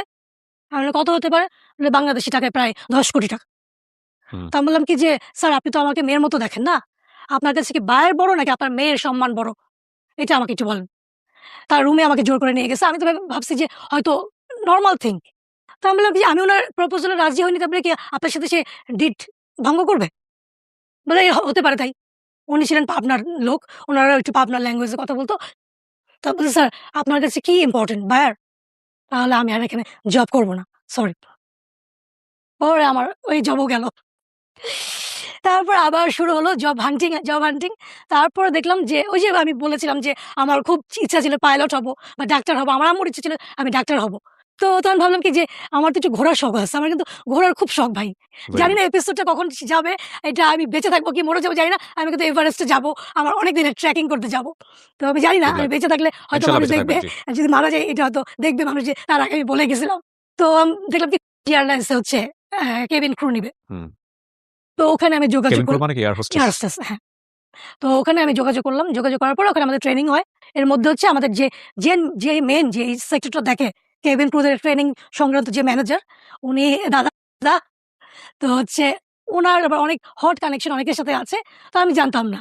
তো উনি প্রায় বলত কি যে, তোমার আমাদের রাত হয়ে গেলে বা হয়ে গেলে উনি আমাদের মাঝে নামায় দিত। তো একদিন উনি আমাকে বলতেছে যে, "চলো একটা জায়গায় তোমাদের নিয়ে যাই।" তো আমি বলছি, "আমি তো কিন্তু মেয়েদের হোস্টেলে থাকি। ১০ টার পরে কিন্তু গেট ১০ টা পর্যন্ত মানে এলাও করে। ১০ টার পরে এলাও করে না।" বলে কি, "না, ততক্ষণে তোমাকে আমি ছেড়ে দিব, দিয়ে আসবো।" তো উনি আমাকে নিয়ে গেলেন একটা জায়গায়। পরে যেয়ে জানলাম যে এটা একটা অ্যাম্বাসেডরের বাসা। ওকে। ওখানে যেয়ে দেখলাম মানে আমি খুব মিডিয়া মানুষদের চিনতাম না। কারণ যেহেতু ভারতীয় সিনেমাস লেখাপড়া করছি, মিডিয়া সেক্টরটা আমার একদমই তখনো পর্যন্ত আমার মা যে এত বড় অভিনেত্রী ছিলেন এটা আমি অনেক পরে জানছি। বা সে কি করছেন বা কি না করছেন আমি অনেক পরে জানছি। কিবরিয়া ভাই, আমার মিডিয়া সেক্টর সম্পর্কে আমার সত্যিই কোনো ধারণা ছিল না। একমাত্র আনন্দলোক পড়তাম আমি। এটা আমার খুবই একটা নেশা ছিল। হুমায়ূন আহমেদের বই পড়তাম, ৩ গোয়েন্দা পড়তাম আর আনন্দলোক। এটা আমার আম্মা থাকা অবস্থা থেকে আমি পড়তাম। তো ওখানে যাওয়ার পরে আমার কিছু মুখ আমি চিনছি। বিকজ আমি পেপার পড়তাম প্রতিদিন। পেপারের মধ্যে বিনোদনের পাতা আসতো, যার কারণে কিছু মুখ আমি চিনছি। ওখানে একজন লোকের সাথে আমার পরিচয় হলো। উনি মানে সম্পাদক ভাই। ওকে। তো দেখলাম অনেক নামকরা মডেল অনেকের আছে। তো উনার যেটা অভ্যাস ছিল, যেটা আমি বুঝেছি যে নতুন কেউ দেখলে উনি আসে কথা বলতো নিজে, নিজেই। তো উনি আমাকে জিজ্ঞেস করতেছে, "তুমি কি করো? কি এই সেই অমুক-তমুক।" তো আমি তো এখন বয়স হয়ে গেছে 42 প্লাস। তখন তো আমার বয়স আরো কম। হুম। আরো বেশি সুন্দর ছিলাম। তারপরেও তো তো উনি আমাকে বলতেছে যে, "এরকম মডেলিং করবা কিনা?" এই সেই। আমি বললাম, "না, আমি তো এয়ারহোস্টেস হবো।" ১ম এ তো আমি শুনছি যে আমাদের ডোমেস্টিক দিয়ে শুরু হবে, তারপরে তো ইন্টারন্যাশনাল শুরু হবে। হুম। আমি আসলে ওই জগতেই থাকতে চাই। তারপরে উনার সাথে আমার দেখা হইছে কয়েকবার। তারপরে হচ্ছে ওখানে ওই যে দেখলাম যে অ্যাম্বাসেডর মানে পারলে সবাই উনার উপরে হুমড়ি খেয়ে পড়ে, এরকম অবস্থা। অনেক খাবার, অনেক অ্যালকোহল, অনেক কিছু আড্ডা। হুম। অনেক আড্ডা। তো হচ্ছে মানে আমি ভাবতেই পারি নাই যে এরকম হইতে পারে। আমার কাছে খুব মানে অফেন্ডেড লাগছিল খুবই। মানে এরকম হতে পারে বা এখানে আমি কেন আসছি? কেন? এটা কিন্তু this is not my part of job. হুম। পরে আমি খুব রাগ করে আমি বলছি যে, "আমি চলে যাবো। আমি থাকবো না এখানে। প্লিজ আমাকে যেতে হবে। ১০ টার পরে তো আমাকে ঢুকতে দেবে না হোস্টেলে।" পরে আমি চলে যাবো। তারপরে উনি বাধ্য হইছে নিয়ে যাওয়ার জন্য। আরো ২ টা মেয়ে ছিল। ওদের নামায় আমাকে ড্রপ করছে। আমি বলতেছে, "তুই এত গাধা কেন? এত বোকা হয় মানুষ?" আমি বললাম যে, "কেন দাদা কি হইছে? ওখানে নিয়ে গেছি কেন জানিস?" আমি বললাম, "কি? হোয়াট?" বলে, "অ্যাম্বাসেডর এর কথায় কত কিছু হতে পারে জানিস? হয়তো তোর জব হতে পারে দূতাবাস আছে ওখানে বা কোনো এয়ারলাইন্স এ ভালো।" আমি বললাম কি, "দাদা আমি তো এখন কেবল শুরুই করিনি। ট্রেনিং করতেছি। ৩ মাস হইছে। এখনই সে আমাকে নিবে, রিক্রুট করবে?" হুম। তো ও বলতেছে, "না, না এরকম যোগাযোগ থাকা ভালো। এই যে পরিচয় হলো। এই সে অমুক-তমুক।" তো এরকম আমি করতেছি। আমার না দিন যার প্রতি আমার যেটুকু ভালোবাসা বা ভক্তি শ্রদ্ধা ছিল উঠে যাচ্ছে। তার চেহারা আমার বিভিন্ন রকম ভাবে মুখোশ। দেখতেছি যে উনি হচ্ছে বেসিক্যালি হি ইস এ সাপ্লায়ার। ওকে। সাপ্লায়ার বা মেইন সাপ্লায়ার যদি বলা হয়, সে এবং রাজু, তারা ২ জন। এবং সে কিন্তু সালমান এফ রহমানের কাছের জন ছিলেন। এ চৌধুরী। আপনার এই বক্তব্য যদি আনকাট যায় আপনার সমস্যা হবে না? না হলে আমি তো কোনো ভয় পাই না। তো হলে হতেই পারে। উনার জীবনের যে গল্পটা, এটা যদি হুবহু আনকাট একেবারেই আনএডিটেড অবস্থায় আমি প্রচার করি, বাংলাদেশের এই মুহূর্তে সবচেয়ে বড় ইস্যু কি? ফেব্রুয়ারির ইলেকশন। এটার চেয়ে বড় ইস্যু বাংলাদেশে এই মুহূর্তে নাই। কিন্তু আমার কেন জানি মনে হয় সেই ইস্যুর পরের ইস্যু হয়ে যাবে আমার এই এপিসোড। কজ উনি যা বলতেছেন এবং যাদেরকে নিয়ে বলতেছেন, তাদেরকে চিনি না বাংলাদেশে এমন কেউ নাই। And this is not the first time. আমি অনেক মানুষের অনেক বিগ সেলিব্রিটি, বিগ শট এর ইন্টারভিউ করেছি এবং কিছু এপিসোড ছিল ইটস লাইক বুম! মানে আজকে প্রচার হলে কালকেই বুম হয়ে যাবে পুরো সোশ্যাল মিডিয়া। বাট আমার এডিটোরিয়াল সেন্স থেকে আমি কখনোই ওই ক্যাবাসটাকে টার্গেট করিনি। আমাদের আসলে টার্গেট অন্য জায়গাটায়। পুরো গল্পটা আপনারা শোনেন, আপনারা বুঝতে পারবেন যে একটা প্যারেন্টাল গাইডেন্স ছাড়া বাংলাদেশে একটা মানুষের জীবন কেমন হয়, কতটা ফাইট করে তাকে টিকে থাকতে হয় এবং দিন শেষে তাদের জীবনটা কি দাঁড়ায়। There is a great message. জি, প্লিজ। আর ১.৫ মাস ছিল। হলে আমাদের ট্রেনিং শেষ হয়ে যেত। আমি কোনরকম শেষ করছি। এর মধ্যে সে প্রায় ফোন দিত। "এই মডেলিং করবা কিনা?" সুন্দর আমাকে ছবি পাঠাইতো। যে এরকম এই শাড়ির করবা কিনা, এটা করবা কিনা? এরকম অনেক অফার দিত। তো আমরা কিছু মেয়ে, কয়েকটা মেয়ে আমরা ফ্রেন্ড হয়ে গিয়েছিলাম। তো আমাদের যে ফটোগ্রাফার ছিল অনেক নামকরা ওই টাইমে। ২০০৭ এর কথা বলছি আমি এটা। তো আমরা সবাই মিলে না ছবি তুলছি। মানে এয়ার হোস্টেস এর ১ম পোশাক পরে মানে নিজেরা ছবি তুলছি। কেমন লাগে আরকি স্মৃতি। হবে কি হবে না জানি না। কিন্তু হচ্ছে আমরা পোশাক পরছি ৫ জনে। পরে ছবি তুলছি কাছে যেয়ে। তো হচ্ছে একদিন কি করছে, আমি না ছবি আনতে গেছি। এদিকে আমার সাথে অনেক ঝগড়া লাগছে। আমি আপনাদের জব করবই না। কারণ হচ্ছে এর মধ্যে আমাকে ফোন দিছে গুলশান ক্লাবে যাওয়ার জন্য। আমি কেন বলি যে ওখানে আমাদের এয়ারলাইন্স এর একটা ডিনার আসছে, সবাই আসছে। তো সবাই যাবে আমাকেও যেতে হইছে। যাওয়ার পরে উনি আমাকে পার্সোনাল ভাবে বলতেছে যে, "একটু বাইরে বস। আমি তোকে ফোন দিলে উপরে লিফটের এততে আসবি।" তা বললাম যে, ডিনার তো এখানে হচ্ছে। লিফটের এত আপনাকে এত কথা বলতে হবে না।" তারপর আমাকে বলছে যে আমি বললাম যে, "কি ওখানে কে আছে?" বলে, "তুই আস, কথা বলবি না। জিজ্ঞেস করবে কোথায় যাবেন বলবি জাস্ট এই রুমে যাবো।" আমি লিফটে উঠে গেছি। দেখি উনি কি করে দেখি। হুম। তা বলে কি না, "একটা ভালো মিটিং করাবো তোর সাথে।" আমি বললাম, "আমি একা?" আমার কাছে এটা অবাক লাগছে। বলে কি না, তোকেই পছন্দ করছে ওরা। উনি বা উনারা। পরে আমি জাস্ট যেয়ে দেখি of course mister is there. Didn't then time ওই উম সময়ের যিনি ছিলেন। জি। ওকে। তো ওই যে আমাকে বলছে যে, "উনার সাথে কিছু কথা বলো। তোমার উন্নতি হবে ভালো। সবকিছু দেখভাল করবে।" আমি বলছি, "সরি।" মেসেজটা করা ছিল। সেদিন আমার ১ম দেখা হয়েছিল মালিকের সাথে। ওকে। পরে আমি বলছি, "সরি, না।" বলে আমি দরজা বন্ধ করে আমি ওখান থেকে আল্লাহ আমাকে বাঁচায় আনছে। আমার কথা হচ্ছে যে আমি অনেক সুযোগ পাইছি। এরকম হয়তো অনেকে এই সুযোগগুলা পেলে মানে একদমই মনে করত যে হাতে আমি সোনা পাইছি বা আমার অনেক বড় কিছু পাইছি। কিন্তু আমাকে না লোভ আর আমাকে না আকর্ষণ করছিল না ভাই। আমি দরজা বন্ধ করে চলে আসছি। সে বলছে, "তুই $৫০০ পাইতি।" $৫০০ €৫০০ সরি। আমি বললাম যে, "আমি কি করতাম? ৫০০ ইউরো দিয়ে কি আমার সারা জীবন চলবে? আমি কি চলতাম? দাদা আপনি কি বলেন? আপনি এগুলা করেন? ছি!" বলে কি, "যা এত" আমি বললাম, "এত মেয়ে এত সুন্দর, সুন্দর তাকে দেখে আমাকে পছন্দ করছে নাকি আমি ওনাকে রিফিউজ করছি? সেদিন চলে আসছি তার এটা চোখে নজরে লাগছিল যে আমি ওখান থেকে রাগ করে যে চলে আসলাম তার বাসা থেকে যখন চলে আসছিলাম।" যে অনেকে হয় না যে এই মেয়েটা আমার কথা শুনল না, আমি ওর সাথে কিছু করবই। কিছু মানুষ আছে না যে এ ইনফেক্ট আপনার হয়তোবা ব্যাকআপটা ওরকম শক্তিশালী না বা আপনার ব্যাক এন্ড এ কেউ নাই। ওইটাও হয়তোবা জানতো। লাইক আপনার তো আসলে কোন একটা অকারেন্স ঘটে গেলে আপনার কেউ দাঁড়ানোর কেউ কেউ নাই। দাঁড়ানোর নাই তো ভাই কেউ কিছু হলে। হুম। কিন্তু আমার তো ওগুলা ভালো লাগে নাই। যে আমি নিজেকে তো অনেক মিসইউজ করছে, আমার নিজেকে না আর মিসইউজ করতে ইচ্ছা হয় নাই। এর মধ্যে আবার কি শাটডাউন হয়ে গেল। বন্ধ হয়ে গেছে। একদিক দিয়ে আমার জন্য ভালো হয়েছিল। কি করব? এরপরে আমি কোথায় যাব? তো আমার খালি মনে আছে যে আমার আব্বার সাথে আমার আব্বা পার্টি করতেন। আমার আব্বা পার্টির একজন লিডার ছিলেন এবং এ তার সাথে আমার আব্বার একটা ভালো রিলেশন ছিল না যেহেতু আমার আব্বা একই সমসাময়িক উনারা আমার আব্বা তার কাছের ছিলেন। আ ৯০ গণঅভ্যুত্থানের সময় অনেকে ফায়ার করা হয়। আমার আব্বা একজন তাদের মধ্যে ছিলেন। যে অনেক আর্মি মেজরদের ফায়ার করা হয় জব থেকে। ও আপনার বাবাকেও ফায়ার করা হয়েছে। ফায়ার করা হয়েছিল। তারপরে আমার আব্বাকে আমি বললাম যে, তোমার সাথে না উনার" আমাকে একজন এর মাঝখানে আমি শুনছি যে রিলায়েন্স এ লোক নিবে এবং হচ্ছে এটার ওয়ান অফ মানে মেইন ডিরেক্টর হচ্ছে সাহেব। হুম। তো তখন আমার আব্বুকে আমি বলছি যে, "আব্বু তুমি কি তাকে বলতে পারো? আমার কাছে যেহেতু সার্টিফিকেট আছে বা আমি ট্রেনিং করছি, দরকার হলে আবার ট্রেনিং করব। যে আমি কি কোনোভাবে রিলায়েন্স এ আমি মানে চাকরি পেতে পারি কিনা?" কারণ মামা, চাচা, খালা এই সমস্ত দৌড় ছাড়া আসলে কিছুই হয় না। হুম। তখন সে আমাকে বলল যে, "ঠিক আছে আমি কথা বলে দেখি।" তারপরে আমার আব্বা হয়তো উনার সাথে অনেকদিন তার টাচ আপ এ ছিল না। অনেকদিন যোগাযোগ ছিল না। তো আমার আব্বা হয়তো সামহাউ নাম্বার জোগাড় করছে, করে আমাকে বলছে যে, "এই তো এটা নাম্বার। তার সাথে যোগাযোগ করে তুমি যাও।" তার পিএস ফোন ধরছে। আমি গেছি। ১ম দিন যাওয়ার পরে সে আমাকে দেখছে। মাথা থেকে পা পর্যন্ত সবই দেখছে। হ্যাঁ, ওকে। তুমি কার মেয়ে? মোয়াজ্জেমের মেয়ে। আচ্ছা। হ্যাঁ, উনি আমার সাথে ইয়েতে ছিল, আর্মিতে ছিল, হ্যাঁ। এবং সে পার্টিরও আমাদের নবাবগঞ্জ থানার সে একজন লিডার। তো বলল, "ঠিক আছে।" আমি জানলাম, শুনলাম যে, "কি ব্যাপার? আমি আজকে বেশি সময় দিতে পারব না। তুমি আরেকদিন আসো।" টাইম দিল। তো আমি তার এরপরে একদিন গেলাম ৩ দিন পরে। তো যেয়ে দেখলাম সেদিনও সে অনেক ব্যস্ত, রাত হয়ে যাচ্ছে। পরে আমি বললাম, "কিন্তু আমি নিজেই সেদিন চলে আসছি।" তারপরে সে আমাকে আরেকদিন বলল যে, "ঠিক আছে, আমি তো তোমাকে ২ দিন টাইম দিতে পারলাম না। তুমি আসো। সেদিন আমি একদমই ফ্রি থাকবো, তুমি আসবা।" তো শীতের দিন ৫টা বাজলে তো সন্ধ্যা হয়ে যায়। তো আমি লালমাটিয়া থেকে বনানী যাবো। ৪টা ৪:৩০ বেজে গেছে। তো আমি যেয়ে দেখি যে তার অফিসটা পুরোটাই ফাঁকা। উনার গানম্যান আছে, উনার গেটকিপার আছে আর হচ্ছে উনার পিএস আছে। পুরো ৩ তলা উপরে মানে আরো ফ্লোর আছে আমি জানতাম না। তো আমি গেছি বসছি, তার পিএস বলতেছে, "স্যার তো উপরে ৪ তলা। তো আপনি ওখানে যান। স্যার আপনার জন্য ওয়েট করতেছে।" তো আমি একটু, একটু করে উঠতেছি না, আমি দেখি কি যে সব রুম-টুম এরকম বন্ধ, ফাঁকা। আমার জানি কেমন লাগতেছে। আমার না এই যে গুজবাম্প হচ্ছে খুব, যে আমার না মানে বুকটা না কেমন জানি লাগতেছে, এরকম ফাঁকা। কারণ এর আগে আমি কিন্তু শুনছি যে উনি, উনি একটু লেডি কিলার বা উনার যদি কোনো মেয়েকে পছন্দ হয় উনি তাদেরকে হুক করতে অনেক কিছুই চেষ্টা করে। ও এর মাঝে একটা কথা আমি আর বলি নাই। 2nd দিন আমি যেদিন গেছিলাম সেদিন সে আমাকে একটা ড্রেস গিফট করছিল। ড্রেস ভার্সাবি থেকে, এবং ওখানে দাম দেওয়া ছিল ৳৩৫,০০০ একটা ড্রেস। 2nd দিন কারোর জন্য কেউ গিফট দিতে পারে? এবং ভার্সাবি ৳৩৫,০০০ দামের ড্রেস। তো আমি ওটা রেখেই তো চলে আসছি। তো আমাকে বলতেছে, এই উপরে আসো, আসছো তুমি?" তো উনার কণ্ঠ আমি শুনতেছি। দোতলা পারে ৩ তলা গেছি, উনি নাই।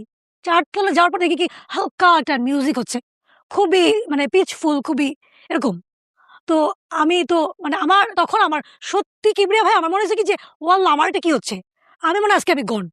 মানে গন মানে উনি যদি আমাকে অনেক মানে শুনছি যেগুলো, উনি যদি আমার সাথে সেই জিনিসগুলো করে, আমি কাউকে মুখ দেখাতে পারব না বা আমি কাউকে বলতেও পারব না।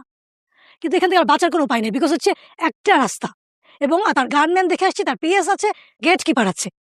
আরো লোক থাকতে পারে ভিতরে। ওই অফিসের স্টাফ ছিল না বা উনাদের দলের নেতারা থাকে, তারা কেউ ছিলেন না।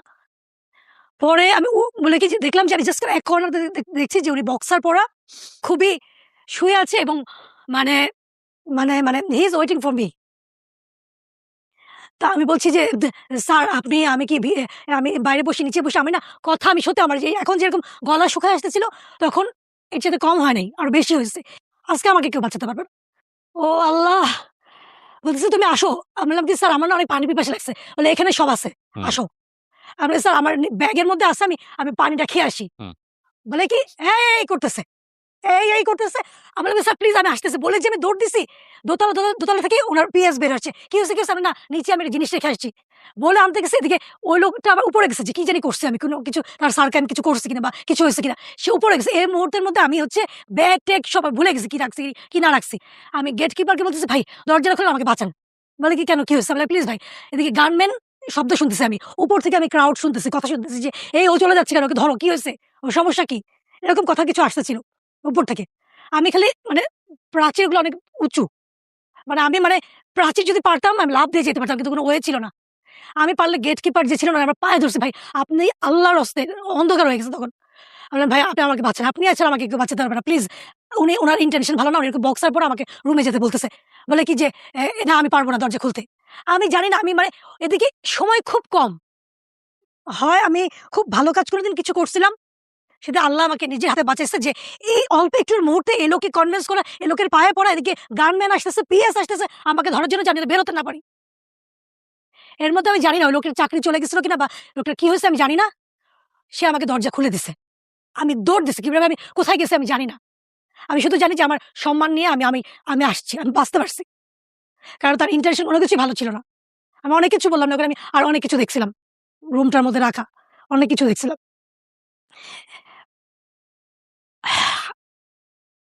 তারপরে হচ্ছে উনার পিএস আমাকে ২ দিন ফোন দিছে। উনি ফোন দিছে উনার নাম্বার থেকে। আমার আব্বার কাছে বিচার গেছে। তোমার মেয়ে বেয়াদব। ওকে ড্রেস গিফট করছে, নিল না। আমি একজন মুরুব্বি মানুষ। ওকে বলছি যে, "এর সাথে আমি কথা বলব।" ২ দিন গেছে। এত মানুষ ছিল কথা বলতে পারি নাই। আমি ওকে একটু ফ্রি হয়ে কথা বলতে চাইছি, শুনতে চাইছি। সে মেয়ে এভাবে করে চলে আসছে। আমি না একেবারে আমি জানি না আমি যে কি করব? যে কয় জায়গা থেকে আমি বাঁচবো? কয় জায়গা থেকে আমি ফাইট করব? পরে একদিন কি হইছে যে আমাদের যে ৫ জন মেয়ে আমরা যে ছবি তুলছিলাম, তো একজন আমাকে বলছে যে, "এই চল না আমাদের ছবিগুলা নিয়ে আসি।" তো একদিন আমি হাঁটতে, হাঁটতে আমাদের ওয়াকিং ডিসট্যান্স ছিল। লালমাটি থেকে ধানমন্ডি ২৭ উনার অফিস ছিল। ২৭ না ৩২, ৩২ তো হচ্ছে গেছি। তো যেরকম ছবি নিবো। তো ওখানে যেয়ে দেখি যে একজন ভদ্রলোক বসে আছে খুবই টেনশন। সে ছিল ফ্যাশন হাউসের মালিক। সে হচ্ছে পহেলা বৈশাখের কিছু কালেকশন শাড়ি ছিল অনেক। তো ওগুলা বসে আছে ওনার মাথায় হাত, উনি হাঁটতেছে এই সেই অবস্থা। এদিকে আমি বলতেছি, "ভাই আমার ছবিগুলো দেন না দেখি কেমন হইছে।" এই সেই অমুক তমুক। পরে কি হইছে যে মেয়েটা আমাকে ফোন দিছে যে ছবি তুলতে যাবো, এর মধ্যেও আমাকে ফোন দিছে যে, "তুই একা যা, আমি আর একটু পরে আসবো।" ওর বয়ফ্রেন্ড এর সাথে দেখা করতে গেছে। তো আমি একা গেছি। তো ছবিগুলো নিয়ে আমার কাছে রাখতে বলছে, আমার কাছ থেকে ও পরে পিক করে নিবে বা কালেক্ট করে নেবে। তো হচ্ছে আমি না এরকম, একটু ওয়েট করো আমি দিচ্ছি। উনার একটা প্রবলেম আমি সর্ট আউট করি।" পরে না উনার নামটা ভুলে গেছি, সরি আমার মনে নেই। উনি আমাকে বলছে, "দেখি যে আপনাদের ছবি দেখি কেমন? অনেকগুলো মেয়ে আপনারা কি করছিলেন বা কি?" বলে কি যে, "বাহ! সুন্দর তো।" বলে কি যে, "আমার না মডেল আসে নাই। আপনি কি মডেল হবেন?" কে আসে নাই? লাক্সের সুপারস্টার আসে নাই। সেই বছরে যে লাক্স সুপারস্টার হয়েছিল সে বা ফার্স্ট 1, 3rd যেকোনো একজনই হোক, তারা কেউ একজন আসে নাই। হুম, তো সেই শাড়িগুলো উনি আমাকে পড়াইছিল। হুম, তো এরকম ৩ টা শাড়ি এরকম ওখানেই মেকআপ করে দিছে, ইয়ে করছে, করার পরে আমাকে না উনি একটা খাম ধরাই দিছিল। হুম। পরে আমি বাসায় বলতে হোস্টেলে এসে দেখি যে ৳৫,০০০। তা আমি বললাম কি এরকম ৩ টা ৪ টা শাড়ি পড়ছি, এতগুলো টাকা পাওয়া গেছে। পরে এরকম করতে, করতে যে আমার যে মামা যে আখতারুজ্জামান মামা, তো মামার সাথে মামা হচ্ছে স্ট্যানফোর্ডে তখন পড়ায়। স্ক্রিপ্টের উপরে পড়ায়। তো একদিন আমি গেছি, মামাকে বলছি, "মামা আমি এরকম মডেল হইছি, যে ৳৫,০০০ পাইছি মামা।" তো তখন তার ২ টা স্টুডেন্ট আসলো। তো এরকম ওই যে থিসিস থাকে না? মানে প্র্যাকটিক্যাল হয় যে, এরকম ১০ মিনিট ডিউরেশন এর শর্ট ভিডিও তারা বানাবে এরকম। তো এরকম বলতেছে যে, ২ টা সিন আছে বোনের ক্যারেক্টার। তো কাকে করায় এরকম তো এখন একটু ভালো মতো মেক করতে হবে যেহেতু আমি, সে ওইটা মানে তার শেষ হয়ে গেলে সেও পরিচালক হিসেবে আরকি সে একটা ইয়ে পাবে। ওকে। সার্টিফিকেট পাবে। তো আমার না কি জানি মনে হইছে। এর আগে মামাকে একদিন বলছিলাম, "মামা আপনি তো অনুদানে ফিল্ম করছেন।" এর আগে মামা আমাকে পোকামাকড়ের ঘর বসতি সিনেমা শুটিং এর সময় কক্সবাজার নিয়ে গেছিল। ববিতা আন্টির শুটিং আমি দেখছিলাম। তো আমি মামারে বলছিলাম, "মামা আমার না খুব ইচ্ছা, মাঝে, মাঝে ইচ্ছা করে।" তো সেদিন আমি ফট করে আমার মুখ দিয়ে বের হয়ে গেছে। আচ্ছা আমি কি করতে পারি ২ টা সিন? কি বলতে হবে? আমার জানি কেন বের হয়ে গেছে আমি জানি না। পরে উনার একটা শুট হইছে ২ টা সিন ছিল। তো হচ্ছে আবার আমাকে বলল যে, "তুমি যাবা? ওই যে সিজিএফ অ্যাওয়ার্ড হবে। হুম, যে ওখানে চলো, ওখানে তুমি একদিন যাও। তোমার গেলে ভাল লাগবে। আর তোমাকে আমি একজন ডিরেক্টরের সাথে পরিচয় করে দিব। উনি অনেক ভালো। তোমার কি অভিনয়ের প্রতি মানে কোনো ইয়ে আছে নাকি? ইচ্ছা আছে নাকি?" আমি বলছিলাম কি, "একটু, একটু আছে, অনেক সময় নাই।" কিন্তু কারণ এর আগে আমি কোনদিন অভিনয় কাকে বলে, অভিনয়ের শিখি নাই, দেখিও নাই। তো যাই হোক শামীম ভাই বলল কি যে, "আমি তো এখন কিছু বানাচ্ছি না। আমার যে গুরু, উনি একটা সিরিয়াল বানাচ্ছে চ্যানেল আইয়ের। তুমি তার কাছে যেতে পারো।" আচ্ছা। তো হচ্ছে, তো আমি না আমার যাবো কি যাবো না, আমি আবার জবে ঢুকলে এরকম হবে বা এরকম হবে। আল্লাহ আমাকে কিছু জিনিস বুঝাইছিল। যে এখানে যেমন তোমার একটা ফ্রিডম আছে। কিরকম জানো? তোমাকে না কেউ জোর করে কিছু করতে পারবে না। তুমি যদি না চাও। অনেক অপশন আছে কিন্তু তুমি চুজ করতে পারো তোমার অপশন। যেটা কিনা তুমি জব সেক্টরে পারবা না। বা তো আমি ওকেও কিছু বলছিলাম। না আমি না তখন কেউ যদি আমার কাছে আসতো বা মনে হতো যে সে আমার আপন, আমি কিছু বলতে পারলে আমার বুকটা হালকা হতো। তো এরকম বললাম। তো তখন আমাকে বলল যে, "মিডিয়াতে এরকম অনেক আকর্ষণ আছে। এখানেও কাস্টিং আছে, ঠিক আছে।" কাজ কি আসলেই আছে মিডিয়াতে? অবশ্যই আছে।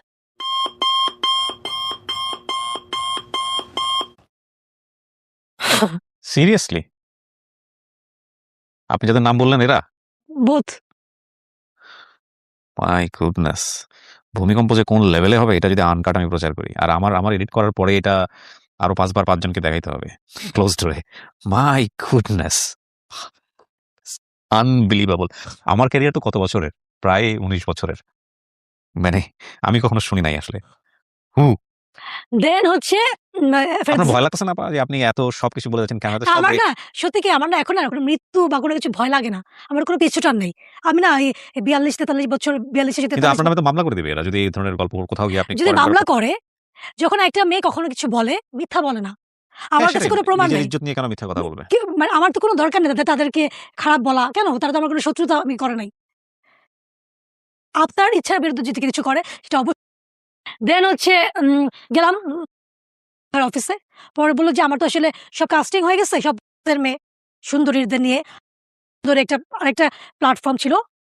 বিনোদন বিচিত্রার আরেকটা প্ল্যাটফর্ম। ওখান থেকেও কিছু না, মানে এই বিষয়গুলো কি আপনাদের যারা খুব ক্লোজ তারা কি এই বিষয়গুলো জানে? মানে খুবই জানে, খুবই জানে। অনেকে বললাম তো যে এখন যেমন আমাদের আপু বা আপু এরা এখনো কিন্তু তারা এই যে ইন্টারভিউ দেয় যে ওই পরিচালকের সাথে ওই নায়িকার ছিল দেখে সে কাজ পায় নাই। তারা দুজনে এত সফল। বাংলাদেশ বিশেষ আপু, বাংলাদেশ, ইন্ডিয়া সব জায়গায় সফল এবং বাংলাদেশের সব নামকরা ডিরেক্টর সে কাজ করছে। সে তারপর রিসেন্ট যে ইন্টারভিউতে সে বলছে যে অ্যা ওই ডিরেক্টরের যদি আমি ফ্রেন্ড হইতাম বা কিছু হইতাম আমি আরো ভালো সুযোগ পাইতাম। তারা যখন বলে এত সফল হওয়ার পরে এবং এত ভালো, ভালো কাজ করার পরে তাদের যদি ভিতরে ক্ষোভ থাকে তার মানে কি? ওকে, ও বলে ইন্টারভিউ গুলো আছে এখন he is a very great soul. আর আমার বোধহয় আপনি সেম এজ হবেন। তো ইন্টারভিউ করেছি। Very good soul. ওটাই তো বললাম যে মানুষকে আসলে ১ ঘন্টায় কতটুকু চেনা যায় বাট যেহেতু মানুষের সাথে কাজ করি সে জায়গা থেকে মনে হয়েছে হুম, আরকি। হুম। Very good, very good one. ওটাই তো গুড বললাম যে পার্সোনালিটি। তারা যে এত সফল হওয়ার পরে এত ভালো, ভালো কাজ করার পরে ন্যাশনাল অ্যাওয়ার্ড প্রাপ্ত উনারা বলার পরে যখন উনারা যখন বলে কাজগুলো বা এগুলা কথা যে ওই লোকের সাথে যদি আপনি বা সময় দিতেন, পার্টিতে যাইতেন, হ্যাং আউট মানে ঘুরতেন ফিরতেন, তার প্রপোজাল এ রাজি হতেন, তাহলে আপনি আরো ভালো কাজ করতে পারতেন। তো আমি তো আমি নতুন। নামগুলো প্রচার করতে পারব না। ডেফিনিটলি করা উচিতও না এথিক্স এর জায়গা থেকে। না, বাট না আমি নামগুলো না দরকার আপনি নাই। বলে যান সমস্যা নাই। দিকপাল, দিকপাল বিগেস্ট ওয়ান এবং এটার মানে এটা যেটা করতে হবে যে এটার এডিটেড পার্ট প্রচার হওয়ার পরে টাকে একদম ভ্যানিশ করে দিতে হবে। বাংলাদেশে কেউ কখনো খুঁজে না পায় বা আমাকে ব্ল্যাকমেইল করে যাতে টা বের করতে না পারে। কারণ আপার তো আসলে ভয়-টয় কিছু নাই। আমার কিছু ভয় না কিছু আমার তো নাই। অনেক কিছু জান। তো আমার তো কিছুটা হলেও ভয়-টয় না আছে। আপনার ভাই মেয়েদের জন্য ১০ হলে বাঁচতে হবে ভাই আপনাকে। হ্যাঁ, আমার আর আমার দর্শকরা প্রচুর খেপবে আমার উপরে আমি জানি যে কিবরিয়া ভাই আপনি কেন এত টুটুর শব্দ ইউজ করলেন?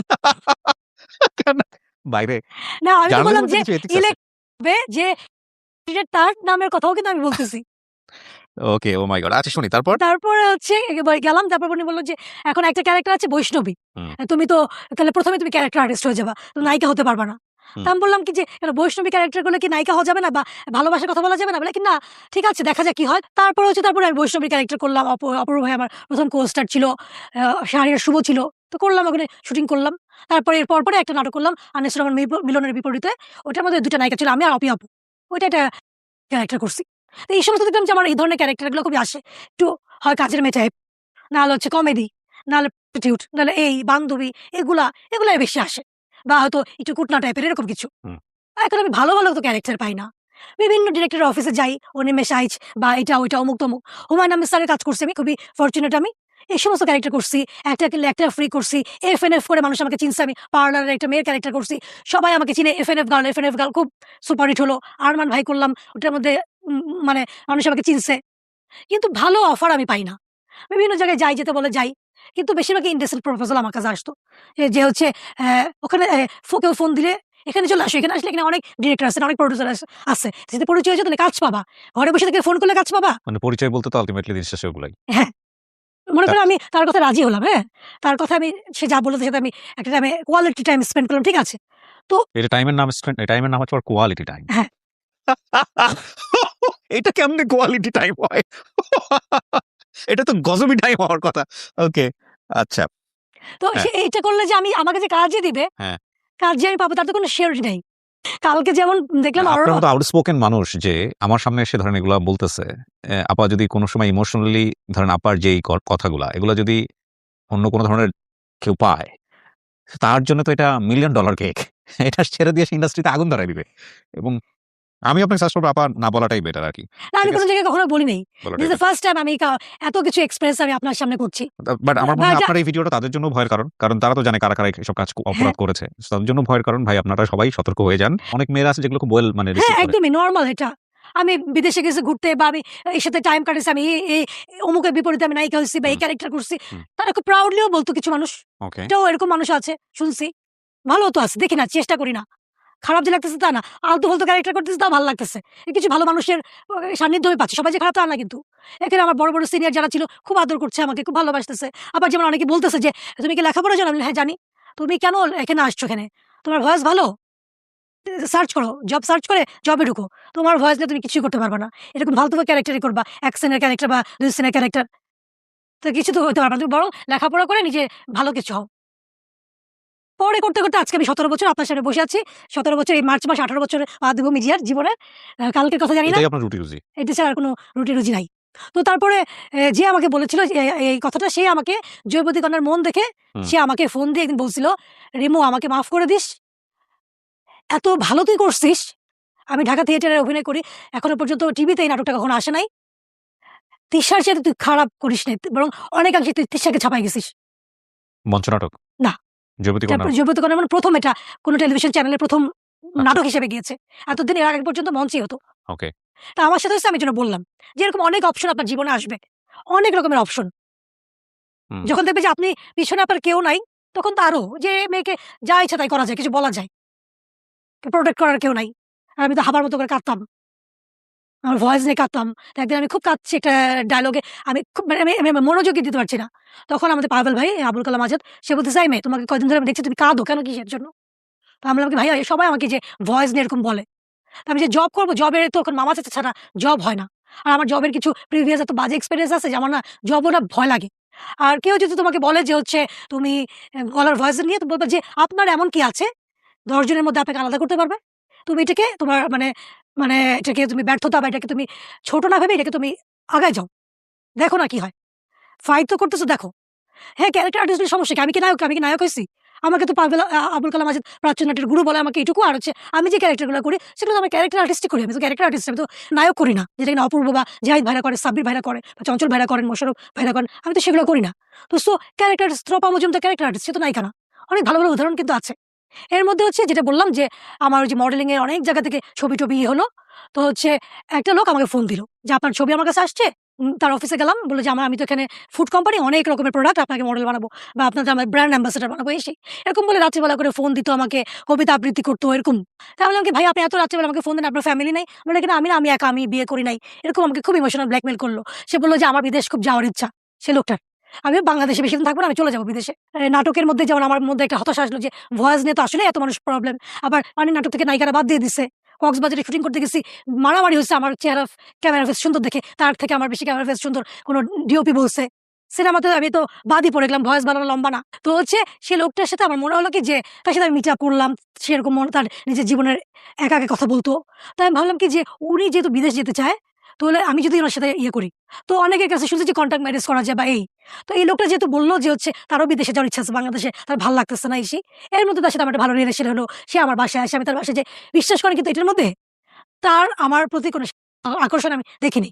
তাহলে কনট্যাক্ট ম্যারেজ আমি অন্য মানুষের সাথে করব কেন? এই লোকের তো দেখলাম যে কোনো আকর্ষণ নাই হুম, বা এরকম কোনো কিছু নেই। সেও চায় যে দুজনে যদি আমরা বিয়ে-শাদী করি হুম, তাহলে হচ্ছে ইয়ে বিদেশে গেলে ওয়েল, যেহেতু এখন আগেকার যুগের টেলিফোনের বিয়ে অ্যাকসেপ্টেবল না। হুম, এখন দেখাতে হয় যে তুমি বিয়ে করছো, অনুষ্ঠান করছো, হুম, ছবি থাকতে হয়, প্রমাণ থাকতে হয়, কাবিন দেখাতে হয়।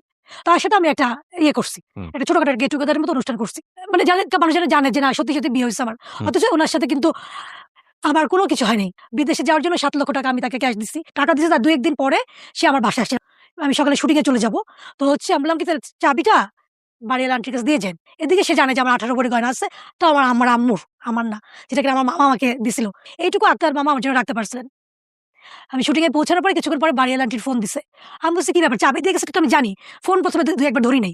৩ বার এবার ধরছি যে, "আন্টি কেন ফোন দিচ্ছে?" আমাকে, "হ্যাঁ আন্টি, হ্যাঁ, উনি তো চলে গেছে না? চাবি দিয়ে গেছে।" বলে কি, "না, তোমার বাসা পুরা খালি। দরজা খোলা কেন? সে কোথায়?" কিছু ডলার ছিল, আমার বাসা ছিল, বাসা ভাড়া টাকা ছিল। ৳১,০০,০০০ আরো এক্সট্রা আমার ছিল। তারপর? সেইটা এবং ১৮ ভরি গয়না নিয়ে সে চলে গেছে, নাই। তার ২ টা ফোন নাম্বার ছিল, নাই, বন্ধ। পরদিন সকালে তার ভাই বোনদের বাসায় গেছি। বলে, "কোন প্রমাণ আছে ও নিছে?" "কোন প্রমাণ আছে?" আমি বলছি, "না, কোন প্রমাণ নাই।"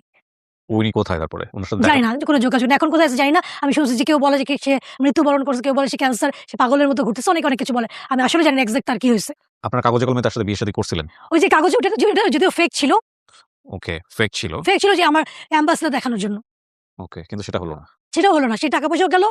ওই নামে কাগজে কলমে হোক আর যাই হোক, আমার গায়ে কিন্তু সিল পড়ে গেছে। সিল কিন্তু পড়ে গেছে। যেহেতু কিছু মানুষ জানছে যে আমি এরকম, জানাই তো হইছে, ফেসবুকে আমি ছবি দিছিলাম। কারণ হচ্ছে অ্যাম্বাসিতে যদি ধরে যে আপনি যে বিয়ে করছেন প্রমাণ কোথায়, কি ভিডিও কিছু রেকর্ড রাখা দরকার আছে। তো মানুষ কিন্তু জানে। এখন আমি একদমই কিবরিয়া ভাই, তখন আমার মনে হচ্ছে যে আমার পায়ের নিচে না কোনো মাটি নাই। ডিপ্রেশনে চলে গেছি। ডাক্তার মোহিত কামালকে দেখালো। দেখানোর পরে মোহিত কামাল সব শুনে উনি না কেঁদে দিচ্ছে যে একটা মানুষের জীবনে এত কিছু হয়। এখন কি আপনি পুরোপুরি ব্যাচেলর? একদমই, একা একাই থাকেন আপনি? একদম একা। সবকিছু আমি নিজেরটা সব নিজে করি। আমি নামাজ পড়ি, আমি ক্লদিং পেজ খুলেছি আমার ৩ ফ্রেন্ড মিলে। ওটার বিজনেসে উদ্যোক্তা হওয়ার চেষ্টা করছি। অসুস্থ হলে কি হয়? নিজেরটা নিজে সব করতে হয়। ওকে। হসপিটালে গিয়েছি, আইসিইউতে ছিলাম আমি। হসপিটালের বিল দিতে হবে। আমার ফোন করে আমাকে বলতে হইছে যে আমার প্রমাণ যে আমি টাকাটা পাই, দেন ভাই। আমি মরে গেলে তো টাকাটা কেউ চাওয়ার কেউ আসবে না। আমি অন্তত বিলটা যাতে পে করতে পারি। আপনি গল্পটা মানে কেন বললেন আজকে? আমি জানি না, অনেকে আমাকে দেখলে পাগল হয়ে যায়। আল্লাহ, আপনি এখানে আসছেন এরকম করে। আমার খালি মনে হয় কি আমি কি আসলেও কি এরকম কেউ যে মানে আমাকে দেখলে তারা ছবি তোলার জন্য বা আমাকে গলা শুনলেই চেনে, যদি মাস্ক পরা থাকি চোখ দেখলেও চিনে। আমার মাঝে মনে হয় যে অনেকে বলে আল্লাহ আমাদের কি ভালো লাগে, আপনার ভয়েস কি ভালো লাগে। আমি বলি আল্লাহ, এই কথাগুলো যদি সেই ডিরেক্টর গুলো শুনতো, যারা আমাকে আমার ভয়েস নিয়ে কথা বলতো, তাহলে আমার মনে হয় যে এত কষ্ট আমি পেতাম না। আমার মিডিয়াতেও এত স্ট্রাগল করতে হতো না। আর ভাগ্য সবচেয়ে বড় একটা বিষয়। পরিশ্রমও করতে হবে। পরিশ্রম অনেকে গাধার মতো পরিশ্রম তো করে যাচ্ছে। আমি তো সে কাঙ্ক্ষিত সাফল্য পাইনি। অনেকে বলবে যে তোমার তো একটা ঘর আছে, অনেকের তো নাই। কিন্তু এই ঘরটার বাসা ভাড়া দেওয়ার জন্য আজকে আমি নিচতলা একটা বাসায় থাকি। ভালো একটা বাসা নিয়ে যে থাকবো, ছাদের খোলামেলা বাসা, সেটুকু নেওয়ার আমার এবিলিটি হয় নাই। ইবরিয়া ভাই, আমি এখনো সিএনজিতে যাতায়াত করি, রিক্সাতে উঠি, আমি নরমাল হেঁটে বাজারে যাই। হয় নাই? আপনি সুইসাইড, আমার এমন কিছু ফ্রেজ আসছিল ভাইয়া, অন্য জায়গায় আমার জায়গায় অন্য কোনো মেয়ে হলে সুইসাইড করত। আল্লাহ আমাকে বাঁচাইছে বিকজ হয়তো আল্লাহ আমাকে ভালোবাসেন। অনেক বিপদ থেকে বাঁচায় আনছেন। অনেক কুমিরের মুখ থেকে আমি বেঁচে আসছি। তো নির্লোভ হইতে হবে। মানে কারো কাছে এক্সপেক্ট করতে হবে না যে আমি এখানে গেলে আমাকে এত টাকা কেউ দিবে। এখানে গেলে আমি ঘুরতে যাবো, আমাকে iPhone কিনে দিবে। বেড়াতে গেলে শপিং করে দিবে। নষ্ট অ্যাডিক্টেড হয়ে যাওয়ার সুযোগ আসছে। সুইসাইড করার সুযোগ আসছে। আমি ওগুলো না করে আমি এখনো বেঁচে আছি এবং আল্লাহর কাছে বলি আল্লাহ আমাকে একটা সুস্থ মৃত্যু দিবেন। আমার দেখার কেউ নাই। এটুক আল্লাহর কাছে চাওয়া ছাড়া আমার এখন আর কিচ্ছু চাওয়া নাই। আর এপিসোড যদি প্রচারিত হয়, আমাকে যদি কেউ মেরে ফেলে, অবাক হওয়ার কিছু নাই। আর আমি যদি মরেও যাই, কেউ যদি আমাকে মেরেও ফেলে, আমার পিছুটা আর নাই। প্রিয় দর্শক এবং শ্রোতা, এখানেই শেষ হোক আজকের গল্পটা। এই গল্প থেকে আপনি কি শিখবেন না, কতটুকু নিলেন বা নিলেন না, আমার শুধু একটা জায়গায় মাথা ঘুরে, মানে একটা জায়গাতেই মাথা দাঁড়িয়ে আছে বা আমার চিন্তা দাঁড়িয়ে আছে। সেটা হলো একটা প্যারেন্টলেস সোসাইটিতে একটা মেয়ে যখন বড় হয়, মানে ফ্যামিলিতে গাইড করার মতো কেউ নাই, ব্যাক এন্ডে কেউ নাই, সাপোর্ট দেওয়ার মতো কেউ নাই, সেরকম একটা মেয়ে বড় হয়ে শিক্ষিত হয়েও প্রতি পদে পদে খুব কমন একটা বাধার মুখোমুখি হয় আমাদের সোসাইটিতে। যেই বাধাটার কাইন্ড অফ আজকে একজন রিপ্রেজেন্টেটিভ হচ্ছেন রিমু রোজা খন্দকার। শেষ করছি আমরা। আসসালামু আলাইকুম।